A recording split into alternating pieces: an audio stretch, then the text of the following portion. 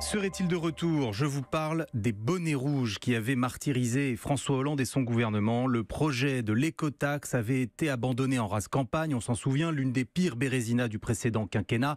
Un tel scénario peut-il frapper Emmanuel Macron? En cause, une déclaration du nouveau ministre de l'écologie. Vous nous parlez, David Doucan, de la vignette poids lourd, en fait. Oui, François de Rugy veut taxer les camions étrangers, sauf que les transporteurs français n'y croient pas. Pour eux, jamais l'Europe n'autorisera qu'on ponctionne les étrangers et pas les Français. Cette vignette n'est à leurs yeux que la menace d'une nouvelle taxe qui pourrait suffire à remobiliser les bonnets rouges.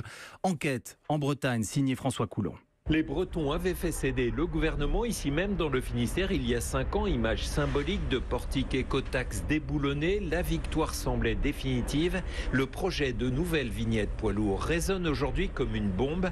Thierry Mérette, l'un des leaders des bonnets rouges. J'ai halluciné. Ils sont en train de mettre tout en œuvre pour nous fédérer. Aujourd'hui, la fronde est encore plus unie. Les paysans, les pêcheurs, les transporteurs, les chefs d'entreprise, ils me disent « mon bonnet rouge est prêt à ressortir ». S'il faut ressortir, on ressortira.